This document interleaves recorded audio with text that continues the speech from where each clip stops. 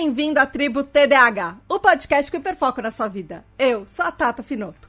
Esse é o podcast para você, que é desatento, hiperativo e impulsivo e deseja descobrir mais sobre transtorno de déficit de atenção e hiperatividade. Essa é a nossa tribo, nosso lugar para aprendermos juntos, sem julgamentos. Aqui também tem espaço para quem não é TDAH, mas quer nos entender melhor. Hoje nós vamos falar sobre TDAH e trabalho em tecnologia. Então vem entender por que a área é tão atrativa para neurodivergentes e se o mercado é realmente acessível.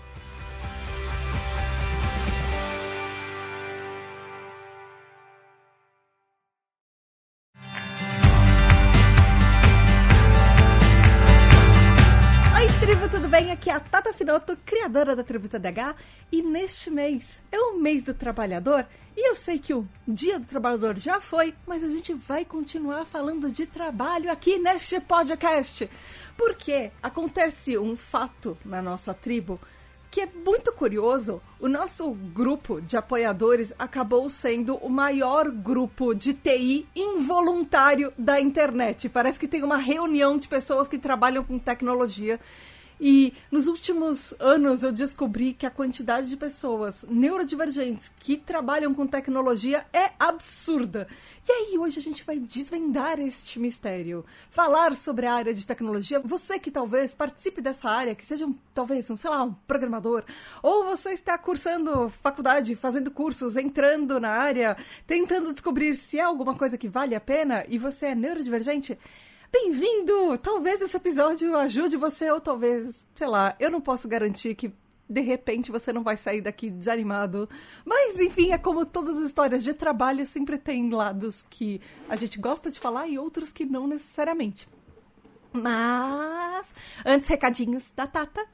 Fique para os recadinhos, eles são importantes. O primeiro é dê 5 estrelinhas ou curta o podcast onde você ouve. O segundo é indique para os profissionais de saúde, seus colegas de trabalho, de repente, seus amigos, familiares, enfim, as pessoas que você acha importantes, porque ajuda a divulgar o podcast. Isso é bem importante. E o terceiro e o mais importante, se você gosta da Tribo TDAH, apoie a tribo, porque todo o trabalho pode acabar se eu não tiver apoiadores suficientes. Então vai lá em apoia.se/tributadh e você tem direito ao nosso grupo exclusivo, que você vai conhecer as pessoas que estão aqui comigo nessa gravação. Você também tem direito a um encontro anual, que ele é exclusivo para apoiadores. Você vota nos temas dos episódios, você participa das gravações, você ouve seu nome dos episódios, você recebe os episódios adiantados e você recebe parabéns no mês do seu aniversário. E os aniversariantes de maio são: dia 7 tem o Alexandre Maia, dia 8 de maio a Rayane Carvalho, dia 11 tem Mari Bastos. Parabéns, parabéns, parabéns, parabéns, parabéns. Muitas, muitas, muitas felicidades para vocês e beijos especiais da Tata. Gente, eu já falei demais. Esse episódio talvez não seja um episódio que eu fale muito, o que é raro aqui na tribo, porque eu falo mais com a minha boca. Mas o episódio tem convidados, então eu sou de humanas, já vou deixar o disclaimer aqui. Eu não entendo nada do que está acontecendo, eu tive que pesquisar para esse episódio. Então, já peço desculpa por todas as minhas gafes, eu sou de humanas. Enfim, se você gosta de assuntos de trabalho, a gente já falou na Tribo TDAH, já tem vídeos que eu já fiz sobre contar ou não sobre o TDAH e autismo no trabalho, tem um vídeo sobre acolhimento no trabalho, tem também um como precificar o seu trabalho quando você tem TDAH, que é um dos grandes problemas, a gente geralmente não sabe colocar preço nas coisas que a gente faz, e aí tem os episódios do podcast que são os 35 e 36, TDAH e trabalho, parte 1 e parte 2, e episódios 106 e 107, que é TDAH, carreira e trabalho CLT e autônomo, que é outra roda de conversa. Para esse episódio, eu usei um estudo em particular, que é o ADHD and Workplace ADHD Symptoms, Diagnostic Status and Work-Related Functioning, ou dá pra gente traduzir como TDAH no local de trabalho, sintomas do TDAH, status do diagnóstico e funcionamento relacionado ao trabalho. Ele é bem recente, ele é de fevereiro de 2021, e ele foi feito na Universidade Groningen, nos Países Baixos, também com a universidade, o Centro Médico Universitário de Rostock, na Alemanha, a Universidade de Heidelberg, na Alemanha também, e o SRH Klinik Karlsbad-Langensteinbach, que é na Alemanha, com esse nome complicado, obviamente. E como eu disse, chega, eu já cheguei meu monólogo aqui hoje. nós temos pessoas muito legais que eu trouxe para participar deste episódio. Aqui comigo tá o Anlônio Machado. Olá, Anlônio! Se apresente, fale os seus pronomes, o cidade, estado que você tá falando, qual a sua profissão e se você sabe o seu tipo de TDAH e se você tem outras condições conjuntas, comorbidades. Olá, eu sou o Anlônio, eu falo aqui de Lagoa Nova, no Rio Grande do Norte. Eu sou programador e eu tenho TDAH do tipo combinado e altas habilidades, tendo percepcionalidade. Aqui comigo também tá o Regis Nazi, também é TDAH Hyper, junto lá com o Anlônio. Olá, Regis, fale seus pronomes, cidade, estado, profissão, qual o seu tipo de TDAH, se você souber, e se você tem outras comorbidades também. Olá, meu nome é Regis, eu pronome ele dele, eu falo aqui de Criciúma, Santa Catarina, eu sou professor aqui do estado e meu TDAH é combinado, então é bem característico, bem estereotipado mesmo. E eu acho que é isso. E de volta aqui também está a Sky Atura, que além de TDAH Hyper, ela fez todo o nosso site da Tribo TDAH e é admin lá da nossa parte de tecnologia da Tribo TDAH. Oi, Sky, bem-vinda de volta. Olá novamente, mais uma vez por aqui. Bom, meus pronomes são qualquer um, eu tô aceitando o que vier. Eu tô por aí como Skya e eu esqueci quais são as outras perguntas. Cidade, estado, profissão e o tipo de TDAH e as comorbidades. Minha profissão, eu sou CTO. As minhas comorbidades são autismo e várias outras tretas. E a minha caravana é de Juiz de Fora, Minas Gerais. Gente, traduzam para a pessoa de humanas aqui. O que abrange a área de tecnologia? E é certo eu chamar todo mundo de TI? Provavelmente não. Eu acho que eu já sei que a resposta é não, mas eu quero entender. Me expliquem, por favor. Porque eu sei que é uma área bem abrangente. Regis, eu vou chamar você é professor. Ok. Bom, eu não sou professor de TI, na verdade. Eu trabalho... Parece que o jogo virou, não é mesmo? Pois é, né? Então, na verdade, eu trabalhei com a tecnologia por causa da pandemia. A gente teve que sair da sala de aula e ir para a tecnologia online. Então, para ir para aulas online e viver num mundo online. Então, eu vivi num trabalho remoto, assim, né? Mais ou menos como pessoa da tecnologia. Só ganhando muito menos, né? Então... Eu acho que abrange bastante coisa, sim, porque... A tecnologia, no meu ponto de vista, é meio que quase que uma natureza das várias que a gente tem. Tipo, tem as ciências exatas, quando a gente vai para partes mais matemáticas e tudo mais. Tem as humanas, a gente tem áreas de estudo sobre saúde. Eu acho que a tecnologia é algo que está presente na nossa vida e tem uma área muito vasta de coisas que podem ser feitas com ela. Assim como tem diversas coisas que podem ser feitas com ciências humanas, por exemplo.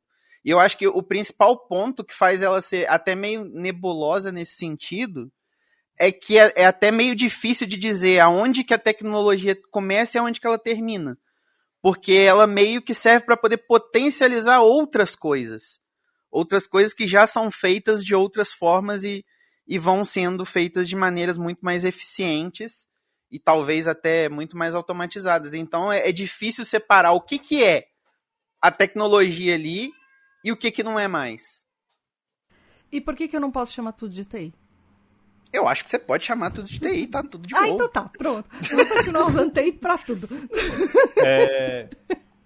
Eu acho que a área de TI, ela tem, né, essa fronteira que é um pouco confusa, porque se a gente for pegar no pé da letra, quem trabalha com tecnologia da informação é quem viabiliza esse uso de tecnologia para a comunicação interna da empresa, para a comunicação com clientes, e quem trabalha diretamente com algo tecnológico, como com servidores, com desenvolvimento de software, sendo que algumas áreas que são paralelas a esses pontos, como, por exemplo, pessoas que fazem design, acaba fazendo design de site, por exemplo, acaba entrando em TI também. Ela não necessariamente trabalha com o gerenciamento ou configuração de algum aparelho, de algum sistema, mas está trabalhando ali com tecnologia também.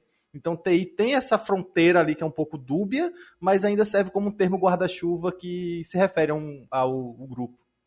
Só para complementar um pouco rapidinho, eu acho que isso ainda vai piorar nos próximos anos, porque a popularização da inteligência artificial vai expandir isso muito rápido e muito profundamente.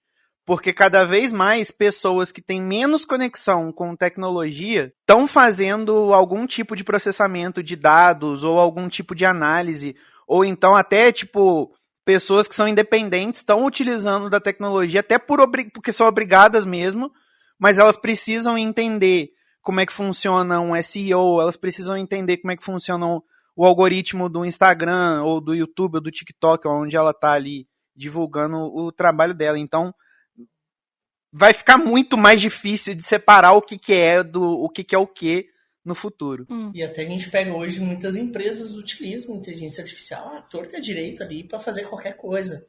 E é um problema também porque eu desvalorizo o profissional, porque eu vejo que a popularização da inteligência artificial acaba tendo esse efeito de tu, ao invés de contratar um profissional e pagar por ele, bota o teu sobrinho ali, ele bota um comando no chat GPT e sai qualquer coisa.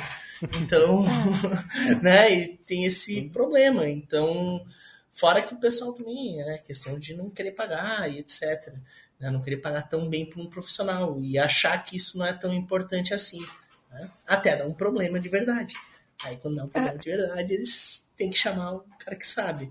Mas, via de regra, o que eu observo muito é isso, até o que a gente fala, o que a gente vê, assim, né, na área de conhecimento, né, que eu estudo ali, a gente vê muito disso, que as pessoas não observam a importância de profissionais ali imersos no digital até dar algum problema. Então, é uma coisa que o profissional, eu tô sentindo que o profissional vai sofrer mais, ele vai ter que se esforçar mais, ele vai ter que trabalhar mais, só que ele vai acabar tendo menos reconhecimento por causa da popularização dessas inteligências artificiais. Até um ponto importante de comentar que, igual toda ferramenta, quando surge, né, a gente vai tendo esse período de adaptação ao uso e entender quando se deve utilizar e quando não, e até fazendo um bom paralelo com o surgimento das calculadoras, né, que quando a gente passou a lidar com calculadoras e telas mais acessíveis, passamos a necessitar menos de saber fazer contas de cabeça, contas rápidas ali do dia a dia. A inteligência artificial, os modelos de linguagem, né, os GPTs da vida, eles fazem com que a gente fique cada vez mais dependente daquela relação e, se não for dosado, se você não conseguir ter uma boa separação de quando utilizar e quando não, acaba impactando tanto o seu desempenho quanto a sua própria noção da sua capacidade como profissional.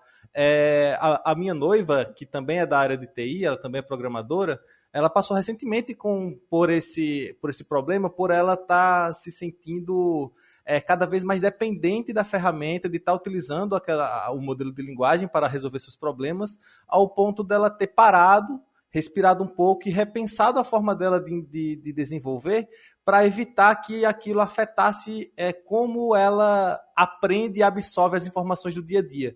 Como boa parte das coisas que você resolve com IA acaba você apenas pegando aquela informação, colocando no chat e pegando o retorno, você deixa de processar de fato aquela informação e você armazena menos aquela informação.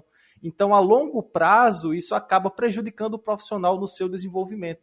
Então, é muito sobre saber dosar, porque mesmo aqueles que acham que vão tirar vantagem por saber usar IA e usar IA com tudo para se tornar uma mega máquina de produtividade, essas pessoas também vão ter prejuízos caso não consigam ter essa dosagem do uso.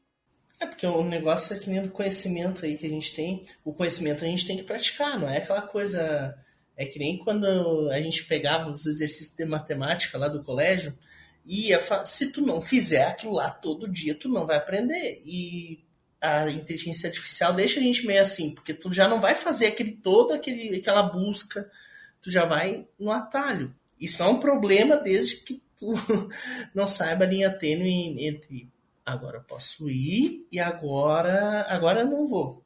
Agora eu vou fazer todo o processo.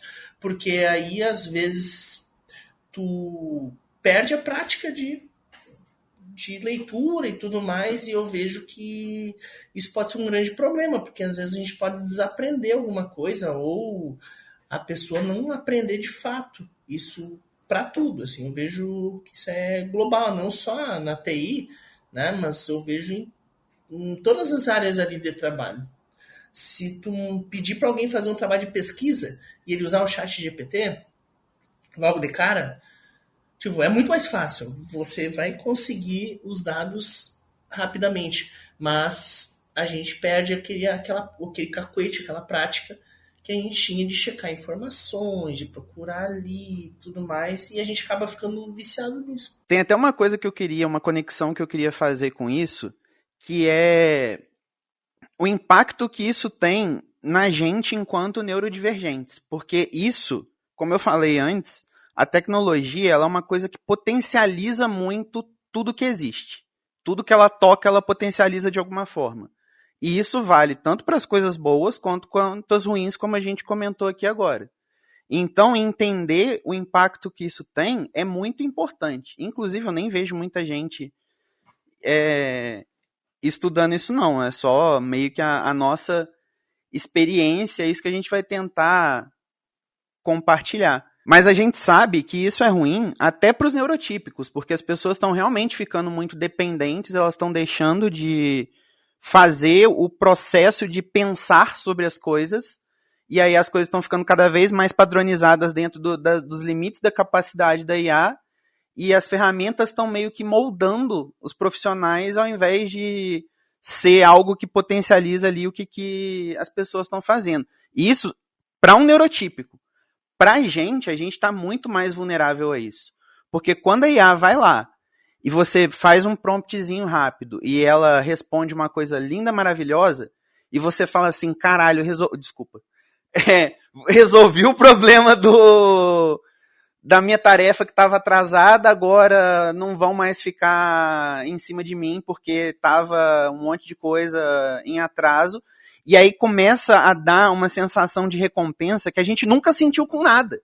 A nossa vida inteira a gente fazia as coisas e não tinha recompensa nenhuma. E aí, ele do nada, você está fazendo tarefa atrás de tarefa, atrás de tarefa, e aí começa a se desgastar. E eu acho que isso é um perigo muito grande também, não só por todas as outras coisas, mas porque a gente, enquanto está usando, mesmo falando sobre isso, mesmo compartilhando sobre isso, na hora que a gente faz o promptzinho ali e o troço responde o que a gente precisava, dá muita vontade de só assim, beleza, vida que segue, eu não quero verificar nada, porque vai dar muito trabalho. Porque é chato verificar o que o negócio está fazendo, mas é muito importante. Porque senão vira hábito a gente simplesmente confiar porque uma vez ou outra deu certo.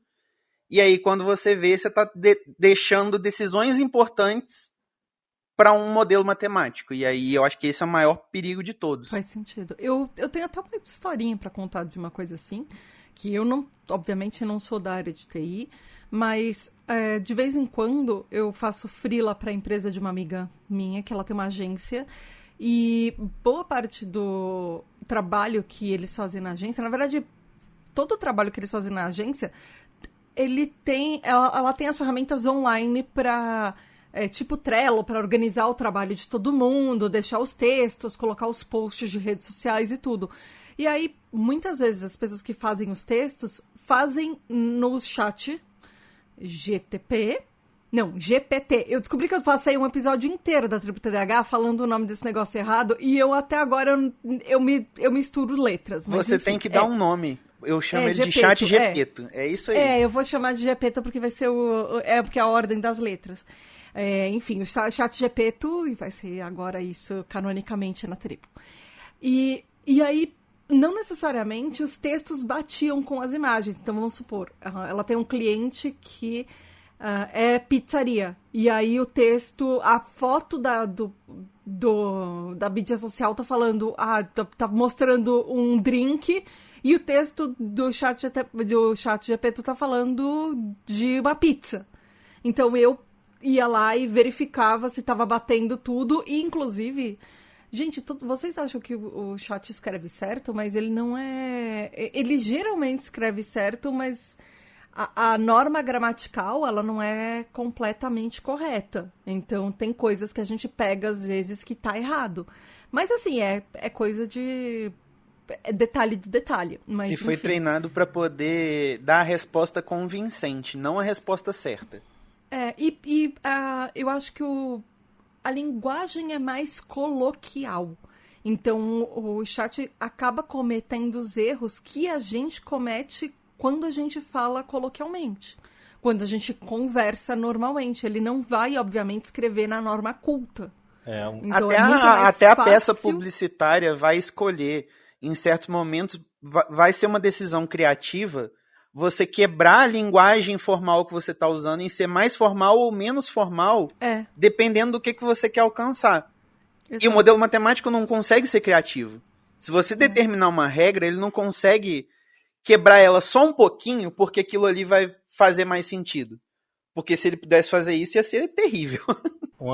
É uma coisa que é um recorte muito interessante de se compartilhar sobre a experiência com essas IAs generativas, é justamente essa experiência sendo uma pessoa que mora no interior, né, numa cidade pequena, com características da linguagem próprias da região, né, com sotaque ali mais local, e perceber o quanto as empresas e os perfis de Instagram que utilizam o IA para gerar seus textos acabam se distanciando do que a gente normalmente usa na nossa linguagem, porque o modelo ele não se adapta à nossa realidade, né? Então, assim, acaba gerando um distanciamento que o interior sente não só com tecnologia, né? Não só com o IA nesse caso. Um ponto muito importante que sempre ocorre também, por exemplo, e isso aí é algo que ocorreu a nível nacional, né? E que foi se adaptando e foi mudando e agora está chegando aqui no interior, é justamente, por exemplo, essas imagens genéricas de photostock que são utilizadas em drogaria, nas publicidades, na parede, que normalmente são pessoas brancas, caucasianas, de realidades diferentes, que se vestem de maneira diferente, em cenários que não tem nada a ver com o bioma da Caatinga daqui, tipo pessoas com uns cumes lindos no fundo que não tem nada a ver com nossa realidade, né? Que os daqui são bem mais bonitos, inclusive, aqui na Serra. Mas... essa quebra, né, da fidelidade com a realidade é muito forte na IA também. É algo que dá para se notar. É bem isso. E, assim, eu trabalhei acho que mais de 15 anos, quase 20, talvez, não sei, com publicidade em agência. É um absurdo que você vê, porque tudo vem do Shutterstock. E grande parte das coisas... E eu já trabalhei em tudo quanto é mercado de publicidade. Já trabalhei com publicidade médica, já trabalhei com publicidade de imobiliário, já trabalhei com publicidade de incentivo, de programa de incentivo para call center ativo. Nossa, já fiz um monte de subtipos de publicidade diferentes. E a maioria é imagem... É isso, a imagem do Shutter, que não necessariamente... vai à nossa realidade, e tem muitas empresas que elas, ainda hoje, empresas internacionais, algumas fazem propagandas na televisão e usando o vídeo, o filme que eles fizeram original lá fora. Então é muito, às vezes, sei lá, eu como brasileira, às vezes eu acho muito ridículo você pegar uma propaganda e aí você vê claramente que o negócio tá dublado. E você fala, gente, a produção nacional é tão boa, é tão rica, mas as empresas às vezes não querem gastar o dinheiro aqui dentro para filmar alguma coisa que tem mais condizente com a gente. E aí vem aqueles filmes dublados. E o negócio foi querendo sucker lá. É estranho. Mas eu quero parar um pouquinho... o papo da IA, só para puxar um pouco para a parte de neurodivergência, gente. Vocês acham que a área de tecnologia, de uma forma geral, ela acolhe quem é diferente? Ou, assim, porque vocês já falaram que ela pode, a IA mesmo, ela pode ajudar em algumas coisas das nossas neurodivergências, mas a área em si, como é que vocês veem isso? Vocês acham que, como vocês mesmos falaram, no futuro, as próprias coisas que a gente usa para nos ajudar podem acabar virando um problema pra gente? Vocês veem que talvez a área... Eu não sei, eu queria entender se ela acolhe mesmo, porque tem tanta gente que é neurodivergente, que estuda e trabalha em tecnologia, que pelo menos, que para quem tá de fora, dá uma impressão que, então de repente é uma área que é um pouco mais aberta, mas ao mesmo tempo eu já ouvi muitos casos que é uma área também muito machista, e que por isso que boa parte das pessoas são pessoas que são designadas como homens ao nascer. Então, eu queria entender isso de vocês, assim, esse panorama de tecnologia. Como é que vocês acham? Como vocês sentem? Com acesso à tecnologia, assim, com todas as possibilidades que a gente tem de trabalhar de casa, trabalhar de tudo, a gente acaba trabalhando muito mais. E a gente ali, eu como TDAH mesmo, a gente acaba se cobrando mais ainda do que seria normalmente. E aí, como que te cobra muito mais... por exemplo, eu mesmo aqui, várias vezes eu acabo acordando, por exemplo, eu tenho que estar na escola 9 da manhã. Eu acordo 13h30, 4 horas, porque eu tenho que fazer alguma coisa antes, eu tenho que estar o negócio pronto, e aí eu tenho que estar seguro daquilo, e aí eu me cobro muito nessa questão de domínio e tudo mais, né? Então eu acabo me cobrando bastante, então eu acordo muito mais cedo, eu acabo dormindo menos, né? E isso acaba prejudicando a gente pela própria cobrança que a gente tem sobre a gente mesmo. Porque às vezes a gente vai lá, fala alguma coisa e às vezes ninguém vai checar e dependendo, tu pode falar qualquer coisa que vão ouvir. Mas tu sabe que aquilo lá não está 100% certo, porque tu não checou. Então, quando a gente passa por isso, a gente... de ter o trabalho em casa, ter o computador em casa e tudo mais, a gente acaba trabalhando muito mais além da nossa jornada de trabalho, né? Não só no meu caso, que eu sou professor, então a gente tem naturalmente uma jornada de trabalho extra, muito fora do trabalho bem maior, mas para todo mundo, até acredito que os guris ali que trabalham que trabalham com a TI ali diretamente, devem passar por isso também, ou por essa cobrança, e se não for, aquela questão de tu entregar alguma coisa, tu fazer mais cursos e coisas fora do teu horário de trabalho, trabalhar muito mais. Eu não sei se eles sentem isso dessa forma, mas eu acabo passando por isso na questão de autocobrança mesmo, e saber, tem que checar isso aqui, tem que checar essa informação, tem que checar esse trabalho aqui.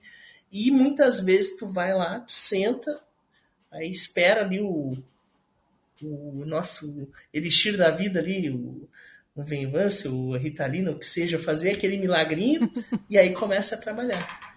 Né? Achei que você estava falando do café quando você falou elixir da vida. Não, é que assim, é que eu tomo chimarrão toda manhã, né? E assim, eu acordo cedo também por isso. Mas, assim, a gente toma isso mas quando o remédio faz efeito já é outra coisa.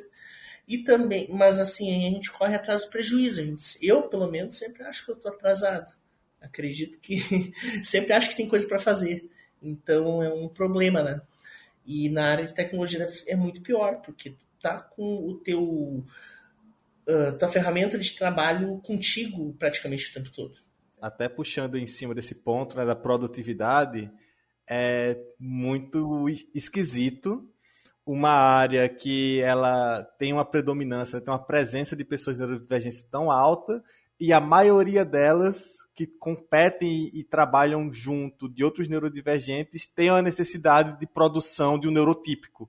Então a gente está sempre se cobrando e tentando entregar mais do que é cobrado em cima de uma cobrança que já é exagerada. Então, assim, um ponto muito importante sobre a área de TI e os neurodivergentes é justamente, além dessa cobrança exacerbada, dessa prática de trabalhar mais do que o expediente, né? Isso serve tanto para o home office quanto para o trabalho em escritório, tá? Antes de se popularizar a cultura de home office, você trabalhava no escritório, chegava em casa e às vezes já continuava o trabalho na sua própria máquina. Então eu já passei por isso, já trabalhei de escritório e mesmo quando eu chegava em casa o trabalho não acabava, sempre aparecia alguma coisa. E como nós acabamos, né, nós TDAHs acabamos tendo muitas vezes aquela necessidade de concluir aquela tarefa que está na sua frente para poder conseguir descansar, é muito comum entrar a noite adentro, varar uma noite tentando corrigir um bug, tentando ajustar um código, tentando resolver um problema que surgiu ali para conseguir descansar. E aí você chega 2 horas da madrugada, não conseguiu resolver, tem que acordar no outro dia de manhã para continuar resolvendo e você vai sempre dobrando e dobrando a aposta. Então, assim, é algo que é muito complicado para a gente e que acaba nos afetando muito. Então, essa cobrança exagerada que ocorre muito em cima da área de TI, né? Em todas, assim, no geral, todo o trabalho que acaba explorando, e aí, no caso, a redundância, né? Tá? Sempre onde tem esse ambiente de exploração, sempre vai existir uma cobrança exagerada, mas que essa cultura, e eu acho que tem essa ligação, falando aqui sem uma fonte certa dessa afirmação, né? Mas com certeza tem uma ligação entre esse modelo de cobrança e microgerenciamento de um líder, do gestor ali daquela equipe de desenvolvedores, de pessoas desenvolvedoras que está sempre no pé, fiscalizando cada passo, tentando entender o que cada um está fazendo para evitar que aquela pessoa se distraia e não faça aquela demanda do jeito que está sendo cobrado. Eu tenho certeza que essa correlação, esse exagero, está ligado com a nossa forma de funcionar, está, né? Ligado com essa presença dos neurodivergentes na tecnologia. Porque já é algo, se você olhar muitos dos traços do estereótipo da pessoa de TI, tem traços de pessoas atípicas, né, de pessoas neurodivergentes, você consegue perceber. Então eu acho que essa relação está bem forte. E aí, sobre a questão do machismo, eu não tenho muita experiência em equipes que tinha na sua composição mulheres, isso aí já é um ponto, né? Isso já é um ponto, já é algo que aponta. Já, mesmo sem essa presença, já ouvi comentários assim que total repúdio e que muito bizarros em relação a como esse estereótipo, né, da programadora vai se formando.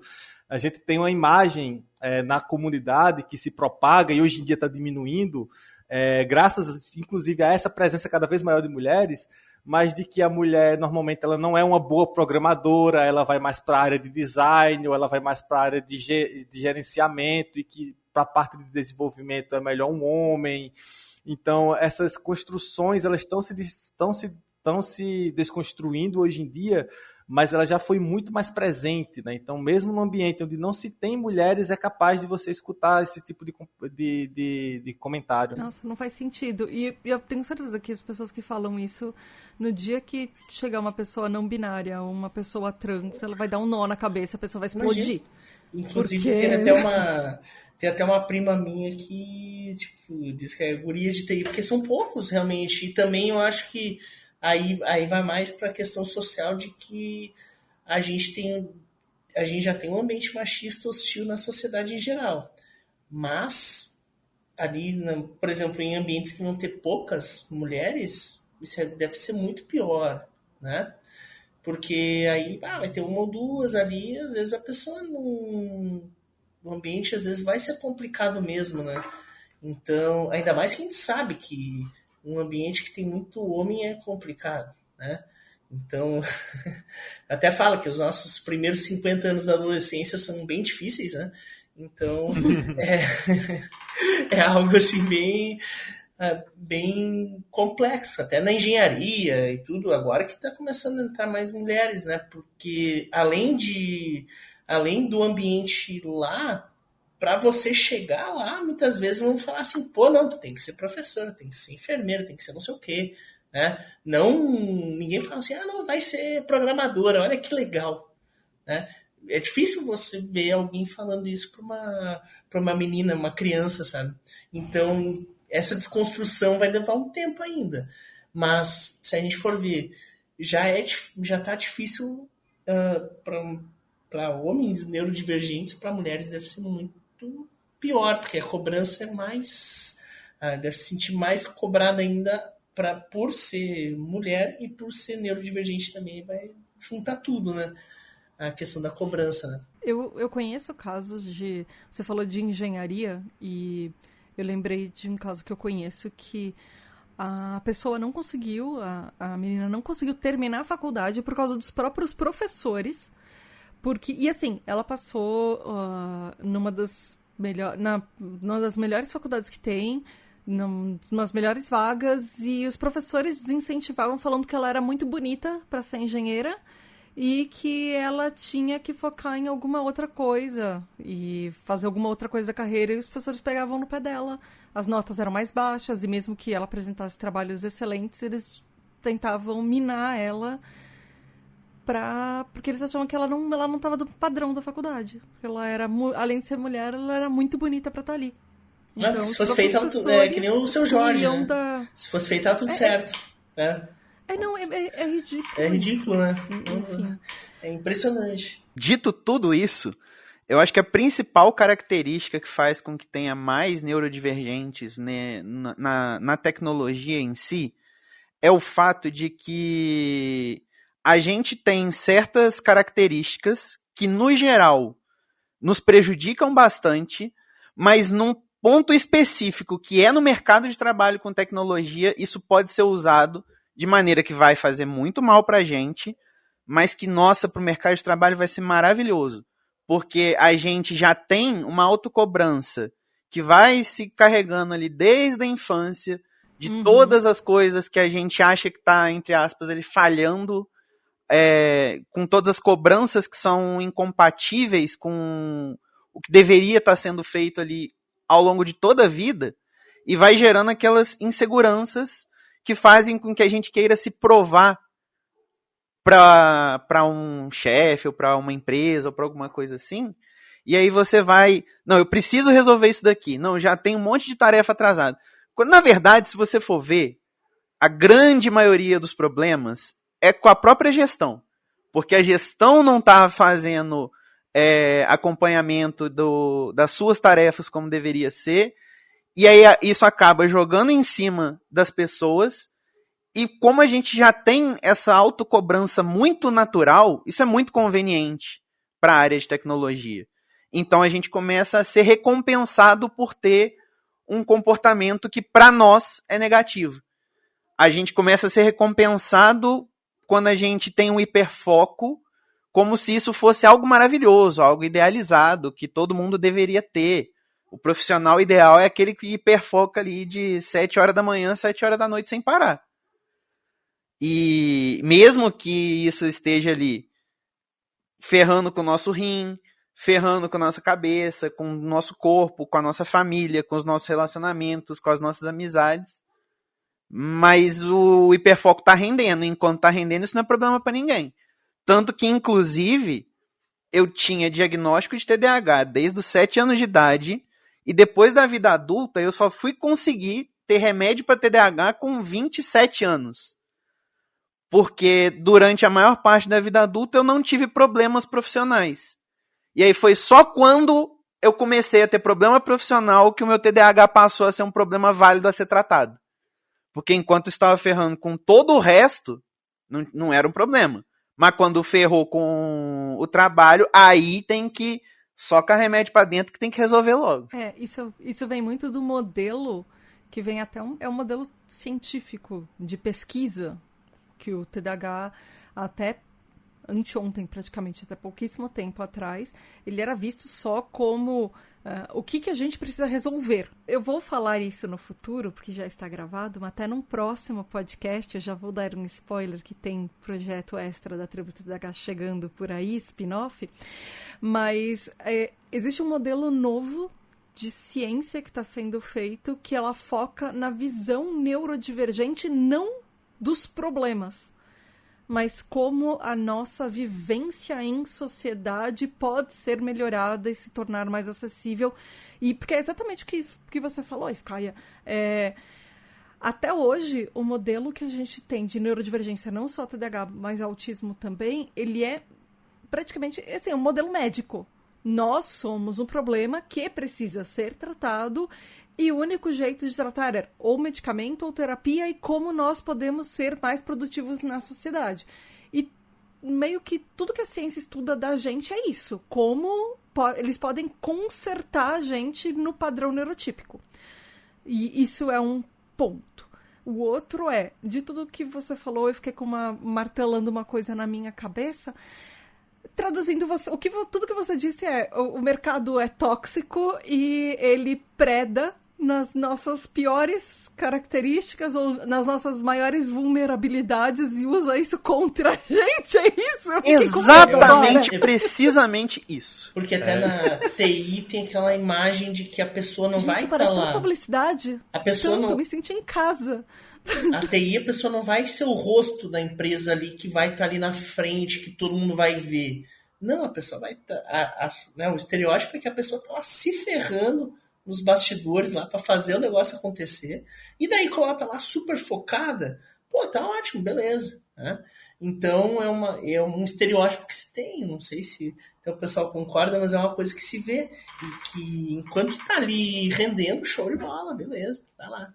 Então, o programador ideal é o autista hiperfocado, incel, que fica ali, não tem amigo, não tem nada, só trabalha, não vive, e só vive para aquilo dali, achando que algum dia vai ser bilionário porque tá trabalhando 28 horas por dia.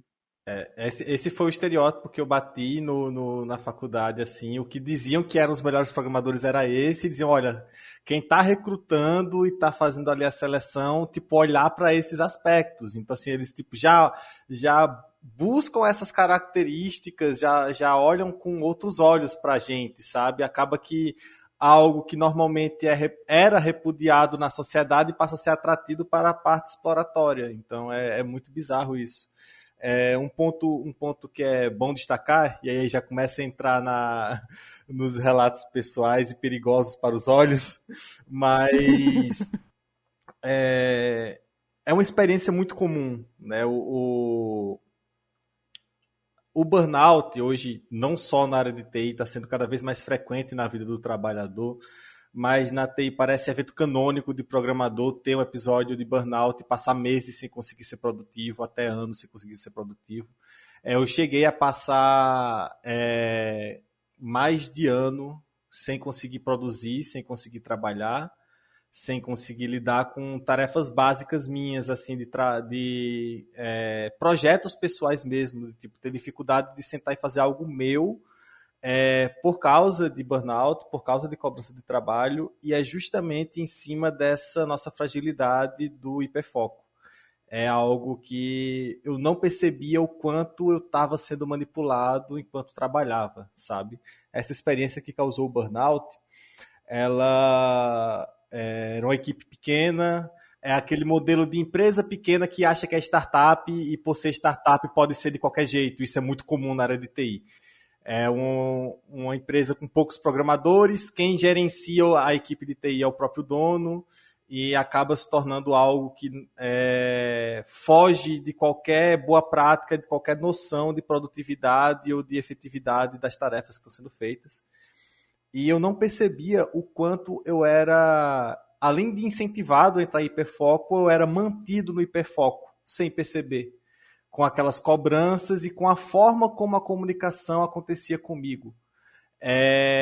A comunicação e as recompensas que eram entregues para o meu hiperfoco sempre acabavam incentivando e empurrando o hiperfoco cada vez mais intenso e fazia com que eu estendesse meu horário de trabalho, seja durante a própria semana ou até no final de semana, para cumprir com algo que não fui eu que defini, um prazo que não fui eu que defini, uma entrega que foi combinada com o cliente sem ter sido avisado para mim, que se tivesse sido avisado eu não teria concordado com aquela entrega.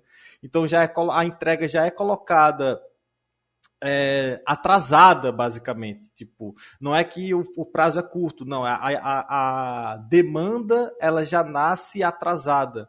Então, te coloca num estado de hiperfoco e de persistência naquela demanda que desgasta, frustra e não entrega algo de qualidade. Acaba gerando mais retrabalho. A gente tem essa figura do programador que trabalha de madrugada, mas a maior parte dos códigos que saem de madrugada não são de qualidade. A gente acaba tendo que pensar e repensar em cima daquilo. E acaba gerando uma perda imensurável do que tem no entorno do indivíduo, porque a gente sacrifica a nossa vida pessoal, a nossa vida social, os nossos relacionamentos para entregar aquilo que está sendo cobrado, com a expectativa de uma recompensa futura, não porque aí esse projeto vai voar e a gente vai fazer muito dinheiro, e aí você vai parar de programar, a gente vai colocar os programadores para trabalhar e você vai ficar só gerenciando. Nossa, mil maravilhas, sabe? Assim, mil maravilhas. E eu passei 4 anos escutando essas promessas e eu via pessoas sendo demitidas e nenhuma sendo contratada. Então, essas promessas vão alimentando nossa vontade de crescer na área, né? Que normalmente eles pegam aquela pessoa que está começando, que tem ambições e colocam essas ideias. E quando você percebe que o que eles querem de você é aquela produtividade que você só consegue fazer quando se sacrifica, e que eles querem aquilo de maneira constante, e você percebe que não consegue manter aquilo, o chão desmorona. Porque é você parar e pensar, eu só consigo entregar o que é esperado de mim se eu me sacrificar, e se eu me sacrificar, em algum momento eu não vou aguentar mais. Então, vem um peso de tipo, eu preciso sacrificar minha vida para esse trabalho, e você vai se mantendo nesse sacrifício por não conseguir se enxergar fora dele. Aquela sequência forte e intensa de trabalhos em cima de trabalhos em cima de trabalhos te faz esquecer as coisas que você gosta, os seus hobbies, o seu cotidiano, ao ponto de quando você tira aquela produtividade e o trabalho, você fica com um vazio. Então, quando eu parei de conseguir programar, eu não conseguia fazer mais nada. Eu não conseguia nem programar, nem ler um livro, nem jogar, nem fazer nada sem sentir culpa ou sem me sentir mal. Então isso trouxe melancolia, isso trouxe ansiedade, isso trouxe o burnout, e isso me colocou em uma posição que se estendeu por meses e meses e meses, que não compensaram, não compensa. Não compensou para mim. E eu só quero aliviar vocês de que isso também não compensou para ele, para quem estava explorando, porque, de certa forma, ele acabou criando um afeto por mim e acabou me mantendo e tentando me ajudar a lidar com esses problemas. Então, ele me ajudou a pagar terapia, ele me ajudava com horários flexíveis, ele me ajudava com tarefas mais curtas, com demandas menores, mas com o objetivo de me curar para me explorar mais no futuro, isso é claro. Mas que... Isso devia ser regra, né? Mas é... Não sei, Não, até onde eu sei, não é regra a empresa que causou burnout pagar a sua terapia e os seus remédios. Ah, não, tá. Deveria ser. Pois é. Só que aí acabou que a empresa, ela se desenvolveu tanto dependendo de mim, que nesse período que eu passei sem conseguir fazer nada, a empresa passou sem conseguir fazer nada também. Então, de certa forma, eu não fui o único prejudicado dessa exploração e isso, de certa forma, me alivia um pouco. Mas... Tem alguma maneira de... Mas, Caia, desculpa, eu ia perguntar do negócio de toque. Eu acho que, assim, isso que o Alônio falou é completamente acertado em relação à realidade de como que é a grande maioria dos lugares que uma pessoa vai trabalhar com tecnologia hoje, e especialmente sendo neurodivergente, porque isso é a ilustração perfeita daquela coisa. O sistema tá ali para poder eu tô falando igual o mecanismo, né? O mecanismo está está ali para poder... Ninguém vai entender essa referência. Enfim, o sistema está ali para poder explorar todas aquelas coisas que, independente do impacto que vai ter no seu corpo, vai trazer resultados que a pessoa que está representando aquele papel ali acha que é o melhor resultado possível, que vai trazer a melhor coisa. Mas igual também já foi falado antes, às vezes a pessoa que está tomando essa decisão não tem nem ideia do que ela está decidindo. E às vezes ela está fazendo a pior decisão do mundo e a gente fica se cobrando de ter que resolver a pior decisão do mundo que foi tomada. Porque não foi nenhuma decisão sua, mas ela foi tomada e ela tem que ser resolvida. Só que eu acho que isso não é um problema só com neurodivergência. O maior problema com programação hoje em dia é que o problema só chega no desenvolvedor quando ele já passou por todas as partes que o desenvolvedor deveria ter participado desde o começo.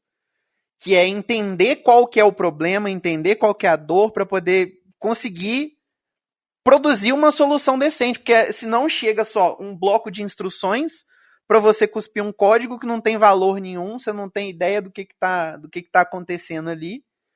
E quando você é neurodivergente, isso vai te alienando cada vez mais. Porque você já tem dificuldades naturais ali, talvez até em relações sociais, por exemplo. Eu acho que isso pesa mais um pouco pro meu lado por causa do autismo. Mas se você se joga tanto no trabalho e você vai se afastando de pessoas cada vez mais, você vai perdendo as habilidades sociais que foi muito difícil alcançar.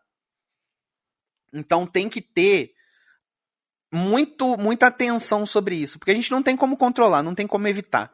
A coisa tá ali, a gente tá sendo explorado e as empresas que fazem esse tipo de coisa são recompensadas por causa disso. Assim, a longo prazo elas acabam se dando mal.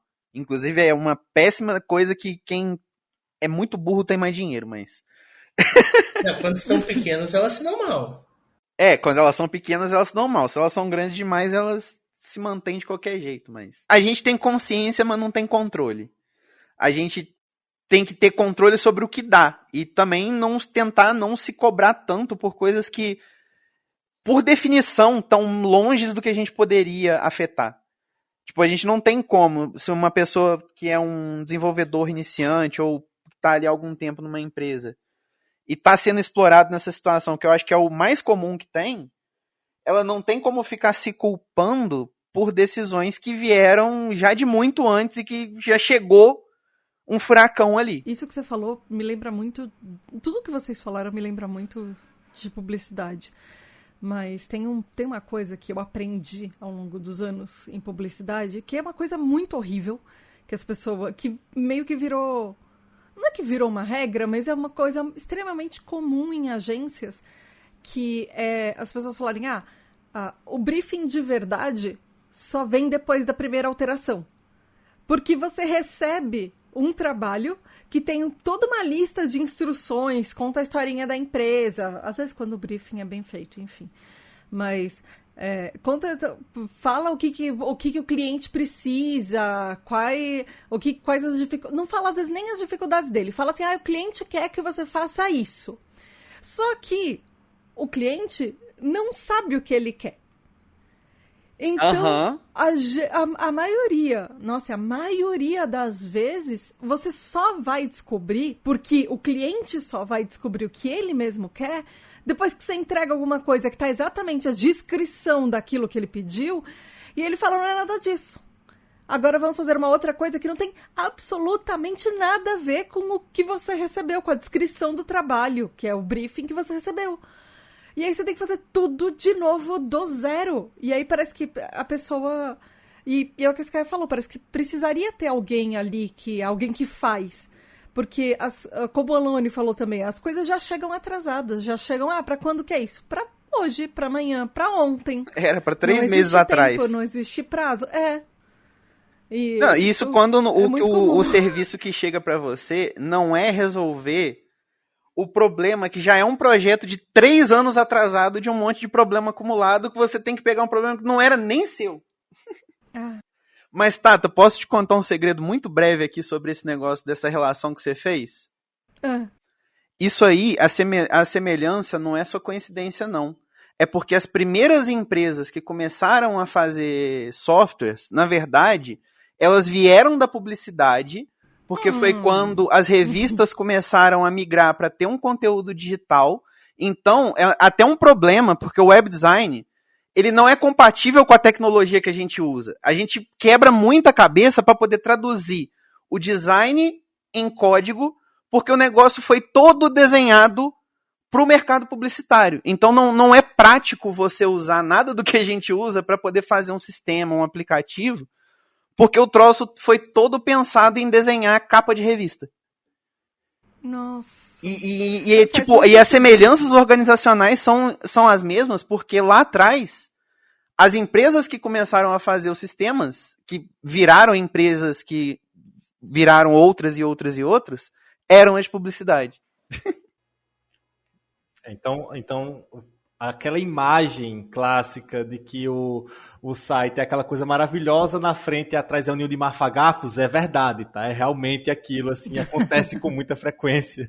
Hoje em dia tá indo para um caminho que visa a experiência do desenvolvedor, tem muita tecnologia, muito projeto novo para desenvolvimento de sites que visam a experiência do desenvolvedor e tenta minar um pouco desse problema, mas é como a Skye falou, a gente está tentando resolver um problema que nasceu dessa gambiarra que foi o surgimento, sabe, desses conteúdos para a internet. Esse modelo de agência é um modelo bem exploratório e que ocorre muito na área de TI também, justamente por causa desse berço, né? É algo que se proliferou na área. Inclusive, o cara que vai estar ali fazendo a gestão de um projeto de software com uma equipe de desenvolvedores, provavelmente tem um background que é o mesmo de um gestor de uma equipe de publicidade, se o cara não tiver experiência com publicidade. Nossa, eu sinto muito. É a única coisa que eu posso dizer pra vocês. Mas, assim, eu quero tentar ver se tem algum lado positivo. Tem alguma maneira, assim, ou vocês acham que tem alguma, não sei, esperança no futuro de como combater esse ambiente tóxico? A Skye falou em off que talvez tivessem coisas já aí que poderia auxiliar com isso, mas não só, mas vocês veem alguma esperança para combater esse ambiente tóxico? Olha, uma coisa assim que eu vejo é que nesse caso é estrutural do sistema como um todo, sistema de empresas e tudo mais. E assim, o modo, né, a questão do trabalho tá cada vez mais ficando cada vez mais acirrada, né? A disputa dessas empresas grandes. Então tende a ir para o trabalhador. E muitas vezes quem faz essas cobranças absurdas está muito distante do ambiente de trabalho. E aí a gente vê que o chefe direto vai cobrar de ti. Sim, porque o chefe direto está sendo cobrado também, está sendo cobrado, e o que está em cima dele imediatamente também, a cobrança por resultado está cada vez pior, se a gente for olhar na sociedade hoje, né? E para a tecnologia vai ser cada vez pior, porque vai ser mais acentuada ainda, eu acho, né? Porque eu vejo que na tecnologia a competição, de certa forma, ela é muito maior do que em outros ramos, né? Não sei se vocês que trabalham na área assim veem dessa forma, mas eu vejo dessa forma, que está cada vez mais acirrado e a cobrança em cima do trabalhador é pior, e para a gente, né, que tem a condição do TDAH, é muito mais complexa. O desafio é muito maior, porque enquanto a gente entrega e tudo ali, né? Isso vale para tudo. A gente, como tendo o TDAH, a gente entrega as coisas e todo mundo pensa, nossa, que bem, que bom, ele faz um trabalho super legal e tal. Mas por dentro tu tá pensando, quero minha mãe, alguém me tira daqui. e assim tá exausto. Que dizer, só para complementar esse ponto, porque eu veio de memória, desculpa ter te cortado, mas que Foi um choque para mim no meu emprego atual. Eu fui olhar com minha liderança como tinha sido as minhas entregas do ano anterior, e eu estava ciente na minha memória de que eu não estava satisfeito com o que eu estava entregando. E eu descobri naquele momento, conversando com minha liderança, de que além de eu ter entregado o que eles esperavam, eu entreguei além, mesmo eu me cobrando muito, mesmo eu tendo essa sensação de que eu não estava conseguindo produzir. E isso é muito frequente. Isso é muito frequente porque a gente vai internalizando essas cobranças e essa sensação de fracasso, essa síndrome do impostor, ao ponto de mesmo quando a gente consegue entregar, a gente não está satisfeito. Então, isso é um ponto muito importante que tem que ser mudado. E é bem como você falou, é estrutural. É algo que tem que ser mudado na estrutura e que tem que sair, fugir das origens da TI. É basicamente isso. A área de TI ela surgiu de um grande mito, sabe? Se você parar para pensar nas Big Techs, que se a gente tem o dragão, o dragão na garagem, a gente tem o bilionário na garagem também, que é aquele bilionário que surgiu com aquele software que ele fez com o amigo dele na garagem, eles levaram e todo mundo ficou rico. É um mito que ficou tão enraizado na sociedade que todo mundo tenta repetir até hoje. Então, assim, essa nascente dessa exploração, desse desgaste emocional visando virar um milionário no futuro, acabou guiando boa parte da área de TI e se espalhando, né, como cultura. Então, essa cultura tem que ser mudada e ela está mudando vindo de outras experiências, de outras inspirações. Né? A gente tem hoje em dia outros modelos de negócio, outras formas de olhar para os desenvolvedores, empresas vendo o óbvio, né? Isso é um ponto muito importante. As empresas que exploram, elas não percebem o malefício da exploração porque elas estão com benefício. O benefício para elas é muito forte.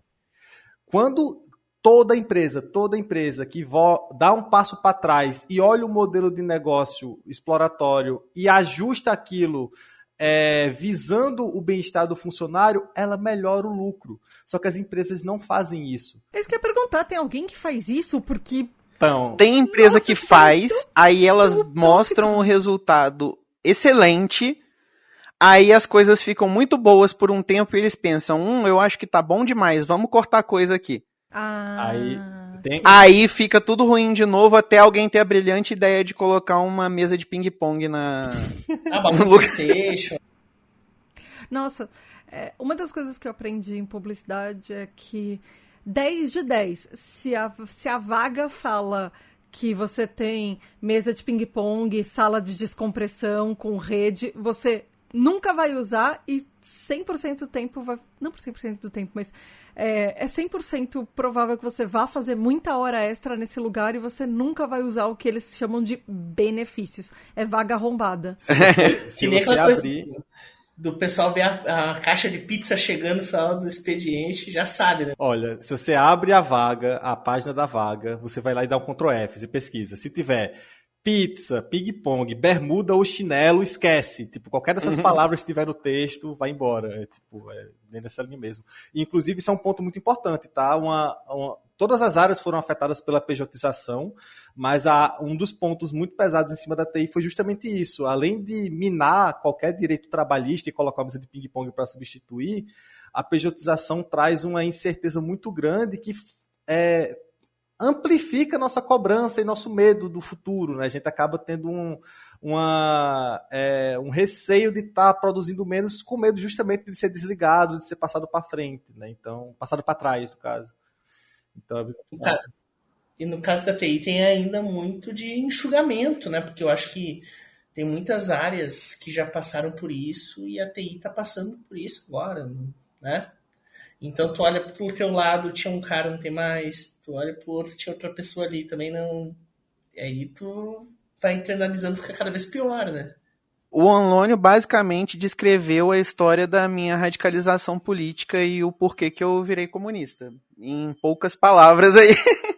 Mas eu faço uma conexão com isso porque eu acho muito importante uma coisa que ele comentou, que é o fato de que ele estava produzindo muito a mais até do que era esperado.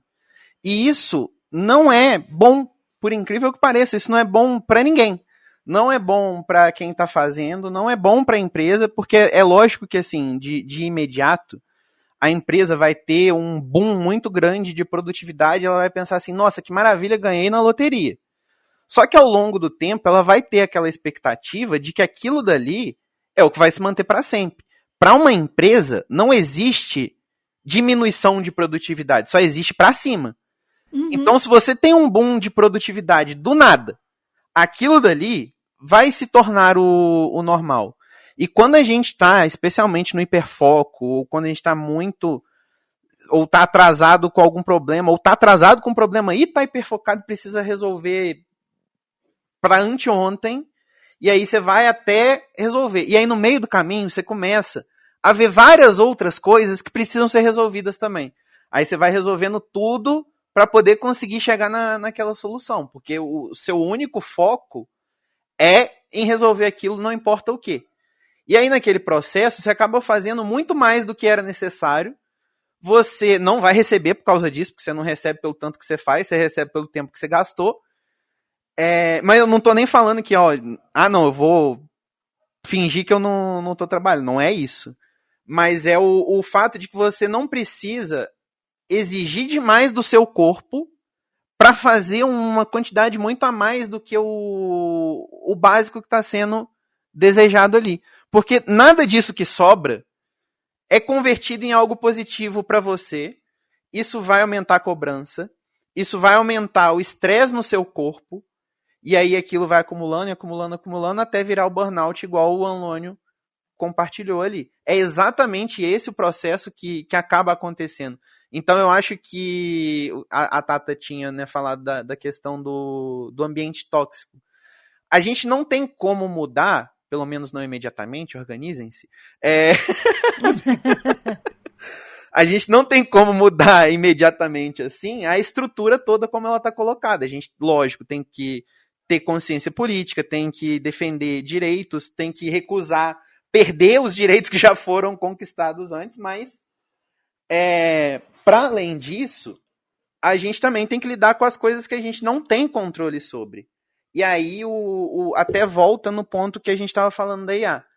A IA, ela pode ser usada ao ponto em que você começa a perder suas habilidades, ao ponto em que você começa a ter a pausa, que quem programa sabe. Se você está usando o Copilot ou qualquer uma dessas IAs de completar código, tem um monte de estudo que mostra que quando você desliga ou o servidor cai ou alguma coisa assim, o programador está lá, a pessoa tem 20 anos de experiência. Ela termina a frase e ela fica esperando o código aparecer. Mesmo que ela saiba que não vai aparecer. Isso vai diminuindo a capacidade que ela tem. Então a gente tem que ter atenção sobre isso. Mas, tendo atenção sobre isso, a gente pode usar a IA para poder ajudar. Igual essa situação toda, né? Por exemplo, a que o Anlônio comentou. Eu gosto muito hoje em dia de usar alguma LLM, seja o ChatGPT ou o Gemini. Eu gosto muito do Gemini ultimamente. Para poder ir revisando as expectativas. Então, tipo assim, eu vejo, eu descrevo ali o histórico do que aconteceu em relação a alguma coisa que eu preciso resolver, e eu explico a leitura que eu tive. É muito importante isso. Tem que ser a leitura que eu tive sobre aquela situação. Porque não é para IA me falar o que é que está acontecendo. É para ela falar o quão próximo o que eu entendi do que tá ali acontecendo de verdade. Então, você vai usando assim para poder revisar as coisas. E aí você revisa as suas tarefas, revisa os e-mails que você tá mandando, as promessas que você tá fazendo, os compromissos que você tá assumindo. Você fala assim, isso aqui faz sentido, isso tudo de trabalho para 2 semanas de sprint? Seja no trabalho de programador ou até mesmo em outras coisas. Na publicidade mesmo isso pode ser feito. Faz sentido eu me comprometer a fazer isso tudo de coisa nesse período ou não?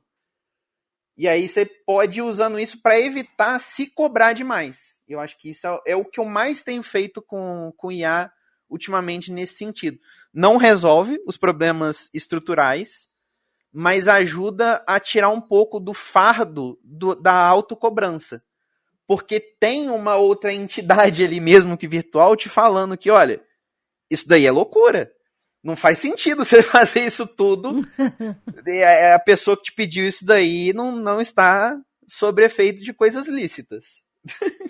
Eu gosto muito que nesse contexto que a Sky está falando, casa com uma estratégia muito utilizada na programação, eu não sei se vocês conhecem, que é a do pato de borracha. Que é você ter um pato de borracha que você explica o que você está fazendo para ele para ficar mais claro para você. E aí acaba que o ChatGPT vira o pato de borracha que responde de volta.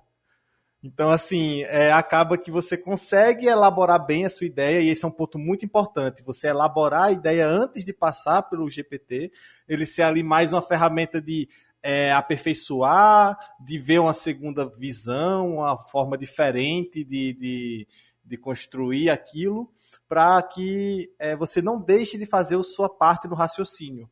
Esse é um ponto que foi o que virou a chave para mim do uso de GPT, foi isso.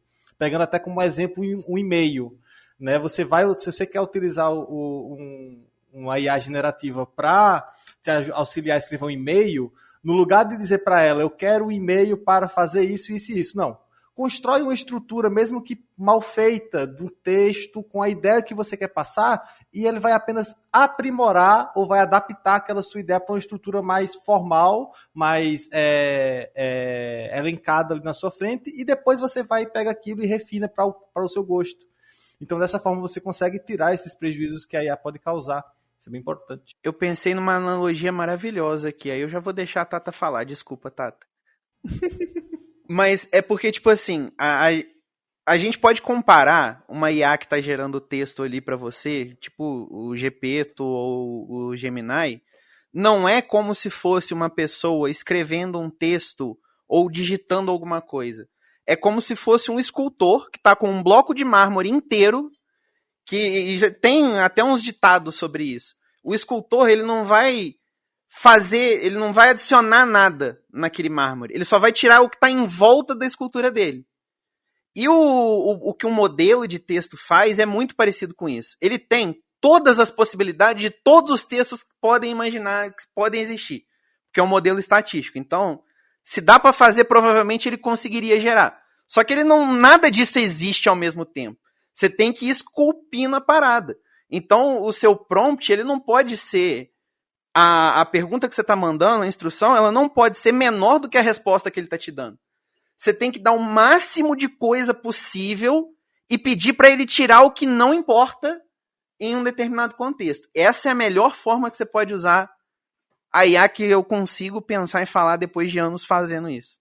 E a gente também tem um outro problema, né? Que essa questão de foco no trabalho e tal. Algumas vezes eu me peguei fazendo coisas domingo de tarde, assim, né? E aí teve uma vez que por 2 semanas seguidas, na segunda semana eu pensei, preciso procurar um apoio profissional. Isso vai dar ruim, eu vou me ferrar, eu vou ficar doente e daí eu não vou poder trabalhar. A cabeça, né? E eu não vou poder comer, e etc, etc, etc. Porque a gente tem essa cobrança, né? E aí consegui consulta no outro dia já, mas deu certo e tal, né? Mas assim, se eu não cuido, sempre volto fazendo isso, porque sempre acabo deixando alguma coisinha para fazer, sempre tem coisa para fazer e aquela coisa. A gente sempre vai ter trabalho se a gente procurar, então se tu não relaxar, tu não para. Só que a gente tem o resto da nossa vida também, e aí, por exemplo, a gente tem a questão de alimentação, a gente tem a questão de limpeza de casa, a gente tem a questão fora as relações sociais e tudo mais. Então a gente tem muita cobrança por tudo, né? E acaba que se a gente, mesmo que trabalhe bem e tal, e trabalhe uma rotina ok, outras coisas podem ficar prejudicadas, e eu vejo, mesmo no meu caso, quando eu estou muito sob estresse, alguma coisa assim, alguns traços do TDAH acabam se destacando mais do que o normal. E aí tem outras coisas também que a gente acaba... até nem sei se era o momento de falar isso agora, mas a gente acaba descontando em comida, descontando em outras coisas que nos vão dar um prazer imediato ali pelo tanto que a gente está se esforçando naquele momento. Não sei se vocês passam por isso, mas às vezes se a gente não cuida, se eu não cuido, eu fico assim. Isso é um mecanismo compensatório neurodivergente, de uma forma geral, TDAHs e autistas, a gente tem muito isso, da gente tentar compensar as coisas e muitas vezes com mecanismos não saudáveis. Às vezes a gente desconta em alguma coisa ou exagera quando a gente tá... Quanto mais estressado a gente mais exagera e tenta compensar de uma forma que às vezes a gente não... Talvez não devesse ou muito além do que a gente poderia ou deveria fazer.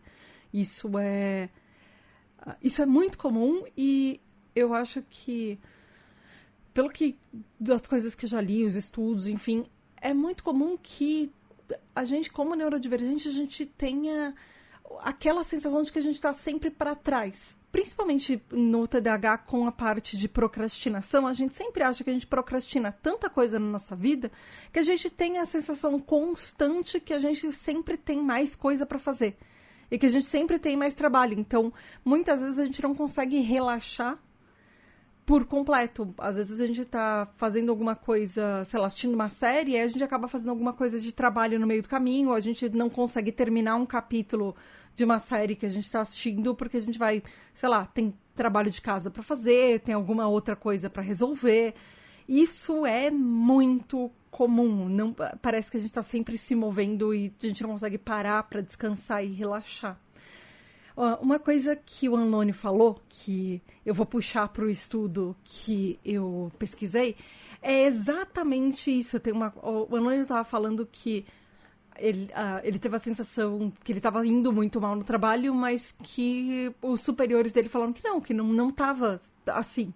E existe uma parte do estudo que fala exatamente isso, que quem tem TDAH é extremamente comum a gente falar. Na verdade, o estudo falou que um dos problemas mais comuns que as pessoas relataram nesse estudo, os TDAHs relataram nesse estudo, era perceber que a gente, era até a sensação de que a gente não estava cumprindo os nossos próprios padrões e expectativas e que a gente não estava... que a gente estava, na verdade, aquém do nosso potencial. Então, que a gente não estava fazendo tudo que a gente podia, que a gente deveria, que a gente poderia estar fazendo mais. E isso é muito comum, a sensação que a gente tem de poderia fazer mais, a gente poderia tá melhor no trabalho, enfim. Muitas vezes a gente tem a sensação que o estudo fala que a gente deveria ter uma evolução maior no trabalho, mas isso não é relacionado ao outro lado, a como as pessoas veem a gente. O estudo fala que não necessariamente essa sensação que a gente tem se manifesta em avaliações de trabalho e de performance negativas, ou mesmo em perda de emprego. A gente tem, como TDAH, a gente sabe que os nossos níveis de emprego são maiores, a gente tem proporcionalmente mais demissões comparado com neurotípicos, mas muitas vezes esses problemas que a gente tem de performance em si, eles podem ter soluções, e às vezes até a interação que a gente tem, mais pra frente a gente vai falar dicas e coisas assim, mas muitas vezes os nossos problemas, como a Skaya mesmo falou, eles podem vir do social também. Problemas tanto com o nosso supervisor direto ou com o time que a gente está trabalhando, os colegas. Às vezes, ser neurodivergente e não ter uma mesma linha de raciocínio que as outras pessoas têm ou ter mais dificuldades em interações sociais, acabam criando pra gente muito mais problemas na parte, justamente nessa parte de interação no trabalho do que a performance em si. E é curioso isso, que o estudo fala que... porque eu fico pensando, poxa, a gente sempre tá acostumado a ser criticado das coisas que a gente não faz. Mas aí veio o estudo e fala, então, o problema das coisas que a gente não faz não é tão grande do que o quanto a gente acha que a gente deveria estar fazendo. E o grande problema, o maior problema que a gente tem é na parte social, que muitas vezes a gente acha que a gente está super de boa. E é só essas partes de disfunção cognitiva do TDAH, de a gente ter a impressão de uma coisa que não necessariamente condiz com a realidade. E algumas das coisas que mais influenciam no trabalho é justamente a desatenção do TDAH, que é uma das coisas que é mais associada com problemas no trabalho em si. O que as pessoas percebem mais, chamam mais a atenção no trabalho é a nossa desatenção no TDAH. E não necessariamente o TDAH e a performance a nossa performance como TDAHs no trabalho é vista pelos nossos superiores como uma coisa negativa, mesmo nas avaliações. Então, isso pode não fazer com que a gente perca o trabalho em muitos casos, mas sim, vai entra no problema que o Alone falou, de até ter burnout, ou a gente ter uma ansiedade, depressão por causa de trabalho, por causa das outras coisas que estão relacionadas com isso e da nossa própria autocobrança. E eu achei interessante, isso que o Alone estava falando me lembrou muito dessa parte, assim, eu falei, olha, eu estudei isso. Às vezes a gente acha que as pessoas, às vezes, não acham que a gente não está trabalhando bem e tal, mas na verdade é justamente o contrário. Já aconteceu, a pessoa acha que tu tá super no controle, tá tudo bem contigo, tá fazendo um baita de um trabalho, mas a pessoa até olha assim, o cara trabalha bem e tal, né? Mas só tu sabe quando tu tá te ferrando por dentro ali, e achando que tu tá ferrado, achando que tá muito pior, né? Isso porque a autocrítica nossa é bem mais forte, né? Um ponto que eu ia comentar é que justamente a entrega e o desempenho para o trabalho ele é acima da nossa expectativa de como a gente lê, e o que nesse caso acaba não impactando o nosso trabalho ao ponto de gerar uma demissão, mas a gente acaba esquecendo que a nossa própria leitura, né, como nós nos enxergamos na vaga que a gente está atuando, é muito importante para a gente querer continuar trabalhando, porque querer trabalhar é um ponto muito importante para continuar trabalhando. Querer trabalhar é muito forte, né? Querer pagar as trabalhar contas. Ninguém quer. Querer pagar as contas. Eu não quero. Eu queria ter nascido herdeira. O que eu realmente queria era ter nascido herdeira, mas como eu não veio nenhuma avó perdida da Genóvia me falando que eu era uma princesa, então a gente trabalha. Outro ponto que eu ia adicionar é que justamente a nossa leitura ser tão discrepante das nossas lideranças no trabalho tem muito a ver com nós ocultarmos os nossos sofrimentos, né? A gente mantém dentro de si, a gente omite informação, não consegui trabalhar hoje de tarde, eu trabalho de noite e ninguém vai saber que eu não trabalhei de tarde. Então a gente não passa essas dificuldades para a nossa liderança. E hoje, na minha experiência atual, eu estou tendo o benefício de poder comentar e falar abertamente sobre o meu TDAH. Inclusive, foi uma vaga que eu entrei falando que eu tenho TDAH na entrevista. Eu tive essa coragem. E deu certo, conversei. Eu quis destacar, quando eu fui para a entrevista, falando muito sobre como eu tinha as minhas qualidades e os meus defeitos, minhas dificuldades, eu estava lidando com eles e fazendo acompanhamento para lidar com minhas dificuldades, e que, de contrapartida, eu esperava que a empresa tivesse o apoio necessário para lidar... Oi? Acomodação. Isso, essa acomodação e saber lidar com esses pontos e saber me escutar, porque eu estava disposto, eu estava saindo de um burnout, eu estava disposto aí, eu quero um lugar que eu consiga me sentir à vontade, e esse era o primeiro ponto. E poder comunicar à liderança e às outras pessoas da equipe as suas dificuldades tira um peso muito grande das costas. Eu sei que não é um benefício que todo mundo tem, eu sei que não era para ser um benefício, não era para ser algo difícil de se encontrar, mas que é saber que, tendo essa possibilidade, muitos dos problemas diminuem bastante. Então, por exemplo, o meu líder, ele sabe da minha dificuldade de pedir ajuda quando eu estou travado. Então, quando eu demoro para pedir ajuda, ele não vem me corrigir ou me dar uma bronca do tipo, por que você não pediu antes? Por que você não me chamou antes? Você poderia ter avisado que eu colocaria alguém para te auxiliar, porque ele tem essa habilidade básica chamada empatia, e ele entendeu quando eu falei para ele que eu tenho essa dificuldade. Então, a gente está conseguindo cada vez mais melhorar e diminuir essa barreira entre eu estar com alguma dificuldade de pedir ajuda, em eu me sentir à vontade para me abrir, porque mesmo tendo o benefício de comunicar, muitas vezes eu repito comportamentos anteriores que a gente repete, a gente acaba voltando no passado quando surge qualquer coisa que nos assuste, que nos cause ansiedade ou medo, a gente acaba voltando com as estratégias de omitir, de às vezes até mentir mesmo, né? De mentir que está doente, que está mal, porque não consegue dizer simplesmente não estou conseguindo trabalhar, não estou conseguindo, não está dando para mim hoje, não estou conseguindo ser produtivo, sabe? Então, essa empatia do outro lado ajuda muito a diminuir esse peso que é causado por omitir nossos sofrimentos. Eu tive uma experiência assim de poder ter acomodações também, falar abertamente sobre o TDAH no trabalho, mas é o que o Alone falou, a gente tem que, não dá para poder só chegar e sair falando, porque senão isso vai ser usado como arma também contra a gente.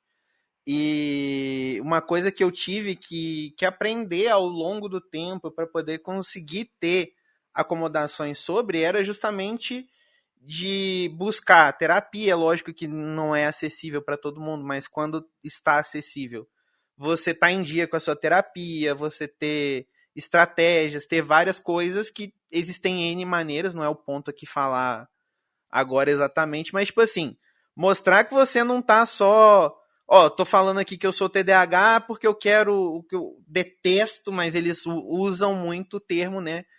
A empresa acha que você vai estar entrando ali de muleta, mas não é isso.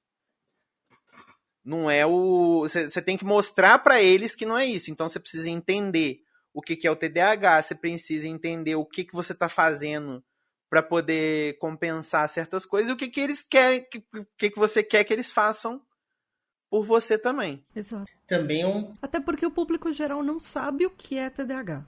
As pessoas acham que é só distração e eles não entendem como isso implica na nossa vida. E assim como as pessoas acham que não tem noção do que é, elas acham que... Tem gente que acha que não existe e tem gente que acha que a gente controla.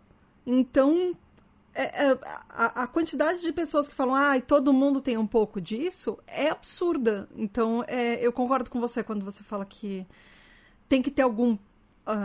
se você for falar, talvez seja uma boa estratégia você falar junto com eu tenho isso, mas eu estou fazendo isso, talvez e quero esse ponto sejam mais difíceis para mim e sei lá, talvez essas sejam as acomodações que eu precise e não vai ser nada que vai te custar nada e são às vezes estratégias simples, por exemplo. É que até complicado às vezes tu tem aquela coisa de sair do armário, né, do TDAH na firma, por causa que pode virar como uma desculpa, mas também é aquela coisa que tu pode rodar na primeira vez que, né, aconteceu alguma coisa, né, a gente sabe, né, porque acontece que tu pode simplesmente não se encaixar no perfil da companhia.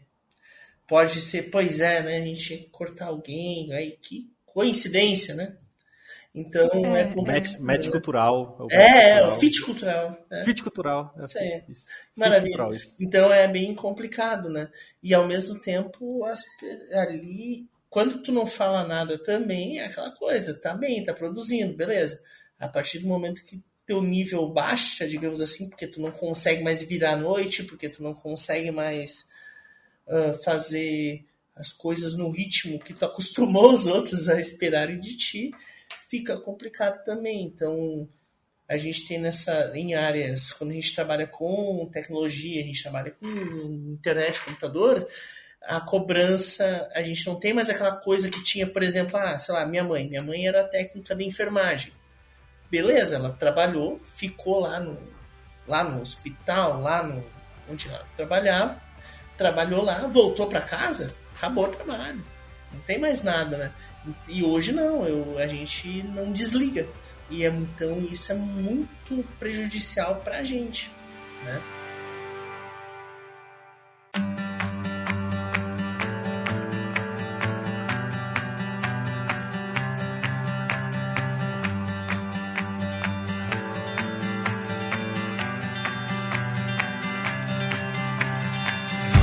Gente, calma. A conversa está boa. Às vezes ainda tem muita coisa pra gente falar. E aí eu vou cortar o episódio por aqui e o ouvinte vai ter que esperar até semana que vem, porque os TDH Hypers já receberam esse episódio antes. Mas falando de TDH Hypers, eu quero agradecer as 3 pessoas maravilhosas que estão comigo nesse episódio. Anlônio, obrigada por participar. Deixe os seus contatos.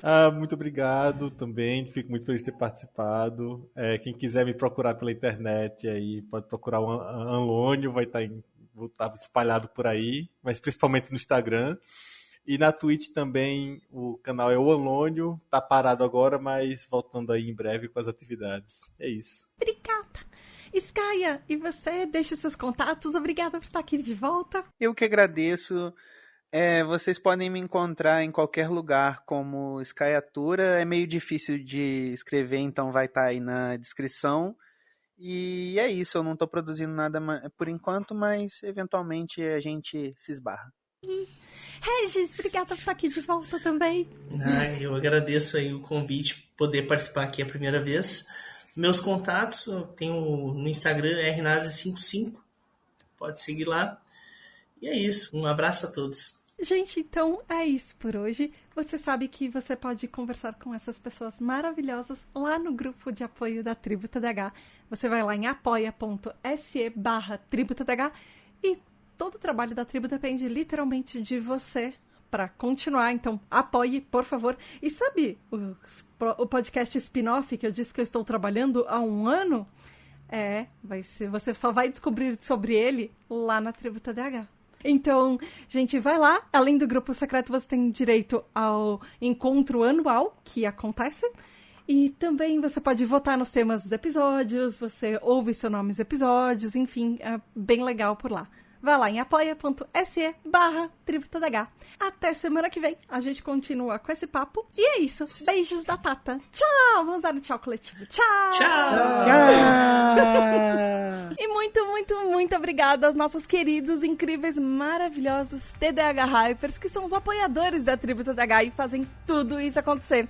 Gabriel Nunes, André Luiz Carvalho, Edu Caetano, Skyatura, Rafa, Mari Mendes, Leonardo Loza, Aline Emia, Ricardo Bruno Machado, Brunner Titonelli, Alexandre Maia, João Queiroz, Aline Coelho, Juliana Costa, Paulo Alexandre Maia Canal, Ana Márcia de Lima, Tabita Moreira, Ananda Krishna, Diego Quinto, Amor da Sodré, Kel Bonassoli, Fábio Brunetti, Caroline Duarte, Caio Geraldini, Zé, Lexo, Gabriel Alberto, Sandro Tomiti, Eric Alves, Luísa Carvalho, José Martins, Franklin Mello, David Correia, Vinícius Paes, Maeli, Ana Luísa, Vanderlan Costa, Chinodex, Virgílio, Tamires da Silva, Laís Calazans, Thiago Luz, Tainá Moreira, Bianca Eunice, Jadson, Marina, Caio Guilherme, Rafael Ribeiro, Andréia Ferraz, Wesley Rueda, Diego Correia, Adriana Leopoldi, Cacá, Luiz Gustavo, Gustavo Arruda, Andrei, Alice Portugal, Thalita Camargos, Carlos Isaac, Val Armanelli, Éder, Mônica Becker, Wagner Sabado, Marco Antônio, Fernando Finot, Tereza Cristina, Nick Taranto, Larissa Alice, Matheus Leiner, Amauri, Renato Ribeiro, Rafa Brito, Anlônio, Dan, Paulo, Lara Torres, Israeli, Cristal, Hugo Yazul,